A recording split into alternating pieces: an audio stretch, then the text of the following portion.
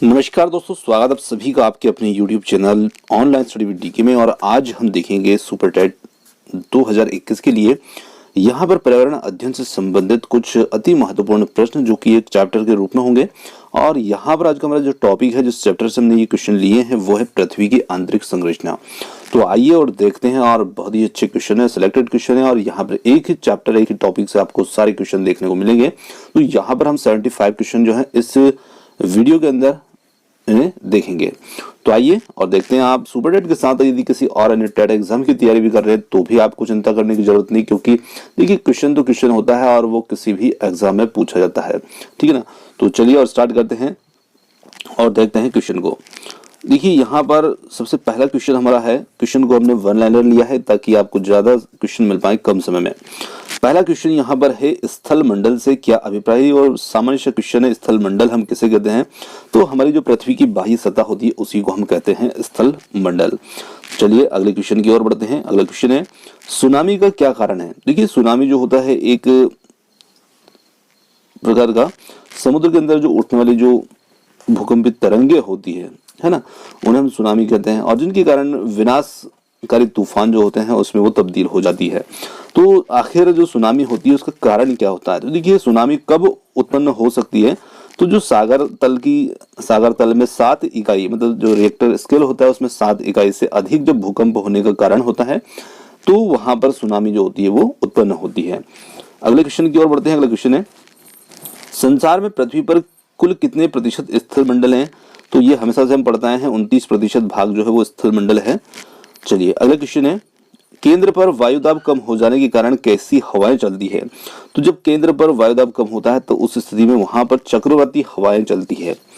चलिए अगला क्वेश्चन है, पृथ्वी के दक्षिणी भाग पर कितने प्रतिशत जल है? देखिए हम पृथ्वी पर कितने प्रतिशत जल है ये प्रश्न नहीं देख रहे हैं, हम प्रश्न को देख रहे हैं पृथ्वी के दक्षिणी भाग पर। जैसे पृथ्वी का उत्तरी भाग और दक्षिणी भाग है, तो पृथ्वी के दक्षिणी भाग पर कितने प्रतिशत जल है? तो वहां पर 81% जल है।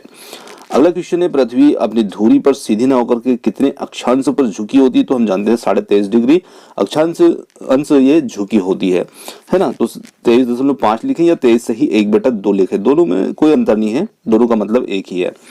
अगला क्वेश्चन है, हमारी पृथ्वी नारंगी के समान है, यह किसने बताया था? न्यूटन ने ये सबसे पहले बताया था कि हमारी पृथ्वी जो है वो नारंगी के समान है। अगला क्वेश्चन है यहाँ पर, व्हाइट ऑफ द अर्थ किसे कहा जाता है? तो मेंटल जो होता है उसे कहा जाता है व्हाइट ऑफ द अर्थ। अब देखिए मेंटल क्या होता है, तो हमारी जो पृथ्वी होती है उसको हम 3 परतों में बांट देते हैं, भूपर्वतीय, प्रावार या मेंटल जिसे कहते हैं, और क्रोड़, है ना। तो मेंटल जो होता है बीच की जो परत होती है जिसे हम प्रावार भी कहते हैं, उसी को व्हाइट ऑफ द अर्थ कहा जाता है। अगला क्वेश्चन है, धरातल से मोह असंबता की गहराई कितनी है? तो ये 30 किलोमीटर के समथिंग इसकी गहराई है। चलिए अगला क्वेश्चन है, पृथ्वी से नीचे जाने पर तापमान कितना बढ़ता है? तो पृथ्वी से जैसे हम नीचे जाते हैं तो पहले 100 किलोमीटर में 12 डिग्री सेंटीग्रेड, और फिर प्रत्येक किलोमीटर पर ये बढ़ता है। फिर अगले 300 किलोमीटर में 2 डिग्री सेंटीग्रेड और प्रत्येक किलोमीटर पर ये बढ़ता है। फिर उसके बाद हर 1 किलोमीटर पर 1 डिग्री सेंटीग्रेड। अगला क्वेश्चन है, महासागरीय सतह का निर्माण किन चट्टानों के द्वारा होता है? तो महासागरीय सतह का जो निर्माण होता है वो बेसाल्ट चट्टानों के द्वारा होता है। अगला क्वेश्चन है हमारा, पृथ्वी के किस भाग पर निकिल और लोहे की अधिकता होती है? तो देखिए निकिल और लोहे की अधिकता जो होती है वो होती है पृथ्वी के क्रोड़ पर। ठीक है, तो यहाँ पर इसे लिखा है नीफे। तो नीफे का मतलब है निकिल और आयरन, जैसे लोहा भी कहते हैं। तो ये थोड़ा सा आप समझ सकते हैं कि किस भाग पर पूछा है। तो भाग का मतलब जैसे पृथ्वी का जो केंद्र है उसे हम क्रोड़ कहते हैं, तो भाग की यदि हम बात कर रहे हैं तो भूपर्वतीय, मेंटल और उसका क्रोड़।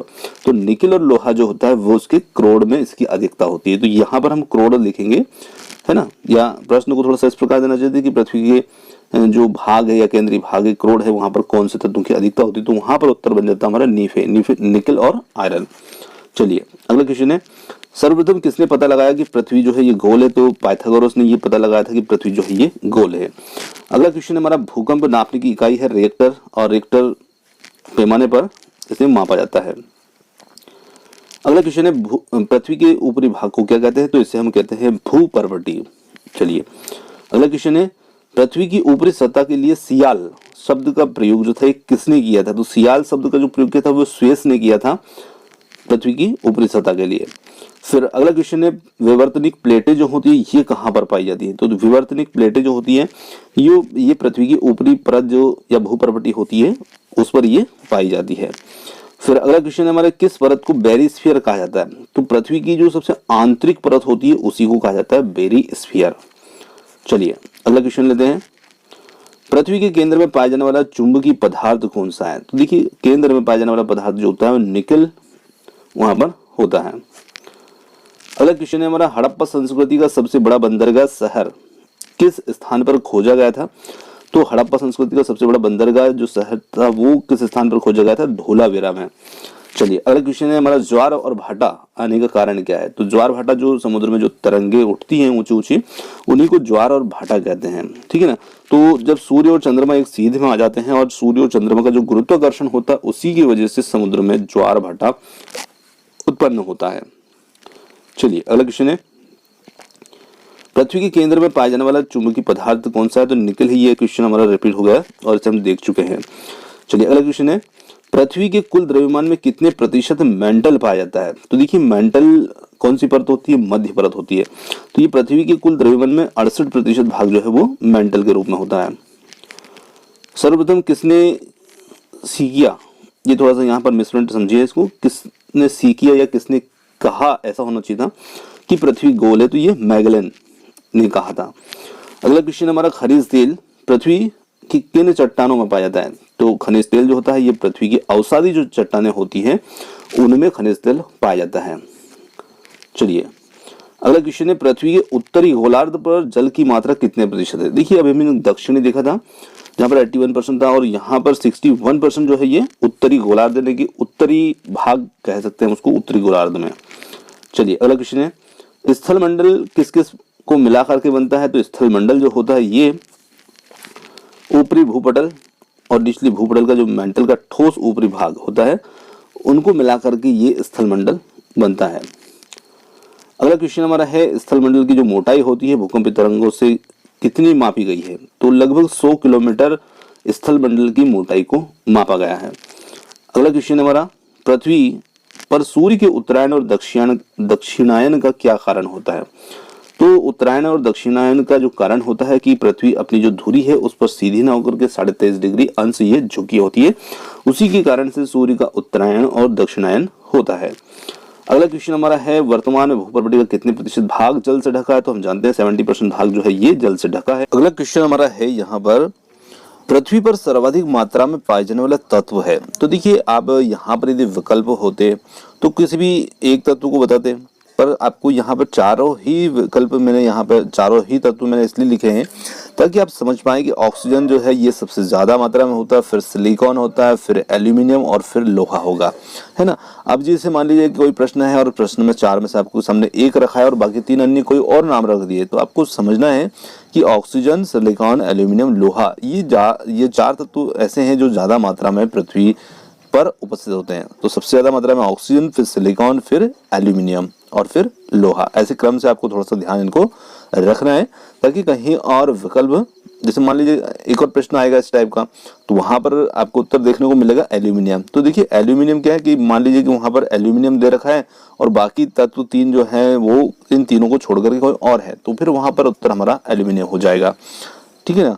चलिए अगले क्वेश्चन की ओर बढ़ते हैं, बेसाल्ट चट्टानों की अधिकता है? तो ये सीमा परत जो है यहाँ पर बेसाल्ट चट्टानों की अधिकता है। अगला क्वेश्चन हमारा है, पृथ्वी का कौन सा भाग सबसे ज्यादा गर्म होता है और इसका तापमान कितना है? तो केंद्रीय भाग जिसे हम क्रोड़ कहते हैं, इसका तापमान 7000 डिग्री सेंटीग्रेड होने का अनुमान है और यही सबसे ज्यादा गर्म होता है। पृथ्वी के अंदर का ठोस क्रोड़ किसका बना है? तो ये बना है शुद्ध लोहे का, यानी कि लोहा का बना है। पृथ्वी की जो रासायनिक संरचना है ये किसके समान है? तो ये है उल्काओं के समान। अगला क्वेश्चन हमारा है, प्रकृति में किसी भी कार्य करने के लिए जो आवश्यक ऊर्जा देने वाला स्रोत है वो कौन है? तो वो सूर्य, जिससे हमें सभी को ऊर्जा मिलती है। अगला क्वेश्चन हमारा है यहाँ पर, मौसम परिवर्तन किसके कारण होते हैं? तो देखिए, मौसम परिवर्तन या ऋतु में परिवर्तन दोनों मतलब एक ही बात है। तो ये क्यों होते हैं? तो सूर्य के चारों ओर पृथ्वी जो होती है वो परिक्रमा करती है, और परिक्रमा करने की वजह से अलग अलग मौसम या ऋतुएं जो होती है वो हमें पृथ्वी की सतह पर देखने को मिलती है। तो मौसम परिवर्तन या ऋतु परिवर्तन जो होते हैं पृथ्वी की सूर्य के चारों ओर परिक्रमा करने के कारण होती है। चलिए अगला क्वेश्चन देखते हैं।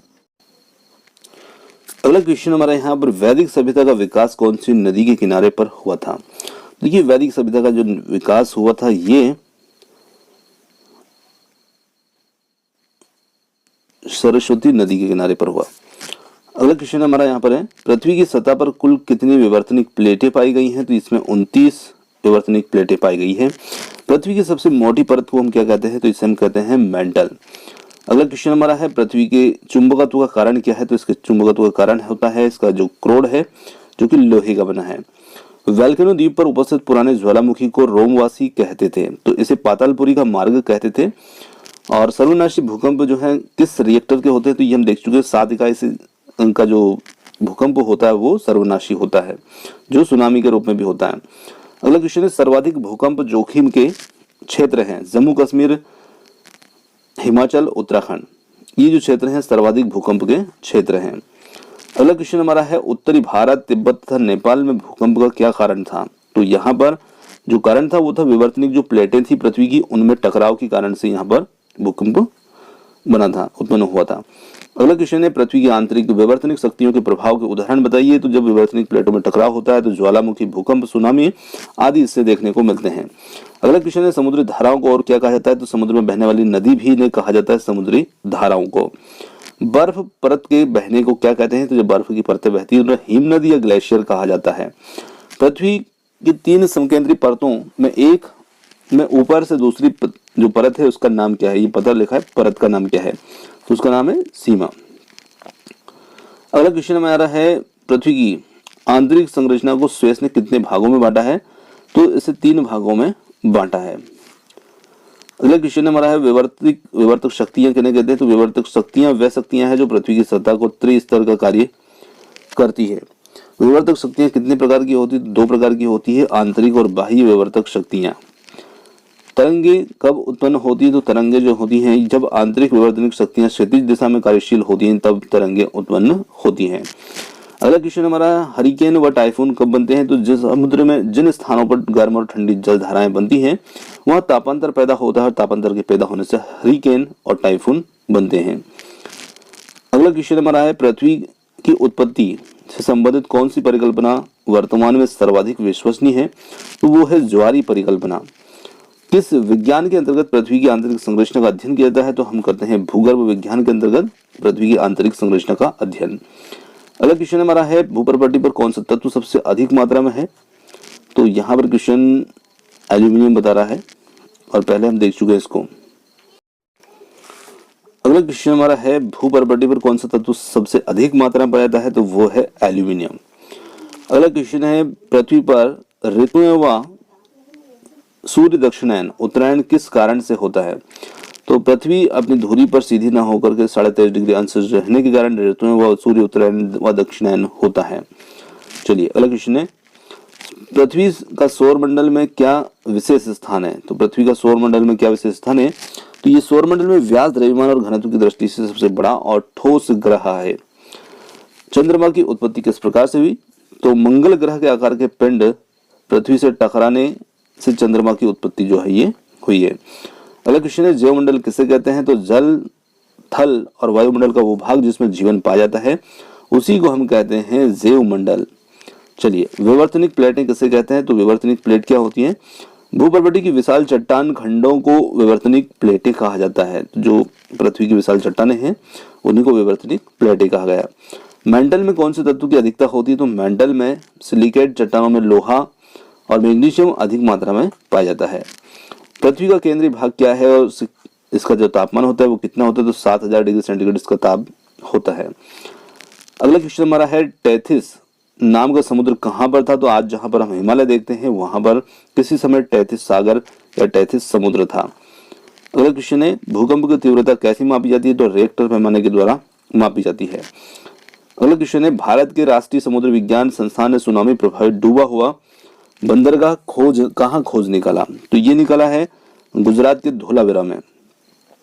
चलिए अगला क्वेश्चन है, समुद्र में उच्च तरंग ऊर्जा वाली उठती हुई लहरें किस प्राकृतिक आपदा का संकेत देती है? तो ये संकेत देती है सुनामी का। फिर अगला क्वेश्चन हमारा है, बाह्य विवर्तनिक शक्तियां कितने प्रकार की होती है?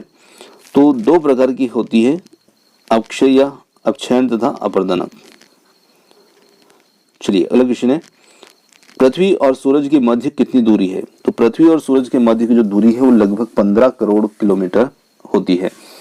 पृथ्वी का द्रव्यमान कितना होता है? तो पृथ्वी का द्रव्यमान जो है ये 6.0 गुणित 10 की घात 24, ये देखिए ऐसा लिखेंगे हम इसको, 6.0 गुणित 10 की घात 24, ये घात है इसकी 24। चलिए अगला क्वेश्चन है, माउंट एवरेस्ट की ऊंचाई कितनी होती है? तो माउंट एवरेस्ट की जो ऊंचाई है वो 8,848 मीटर। पृथ्वी की दूसरी परत कौन सी होती है? तो उसे हम कहते हैं मेंटल। अगला क्वेश्चन हमारा है, भारत में कौन सा मानसून सर्वत्र वर्षा करता है? तो ये करता है दक्षिण पश्चिम जो मानसून होता है ये सर्वत्र वर्षा करता है। अगला क्वेश्चन है, सूर्य से किस कारण अनंत ऊर्जा मिलती है? तो नाभिकीय अभिक्रिया के कारण से सूर्य से ऊर्जा मिलती है। तो ये थे आज के हमारे पृथ्वी की आंतरिक संरचना संबंधित 75 अति महत्वपूर्ण प्रश्न आपको कैसे लगे कमेंट्स करके जरूर बताइएगा, और वीडियो पसंद आया तो वीडियो को लाइक शेयर और चैनल को सब्सक्राइब करना ना भूलिएगा। आपने समय दिया उसके लिए बहुत बहुत धन्यवाद। थैंक यू सो मच, और मिलते हैं जल्दी एक और नए किसी वीडियो के साथ।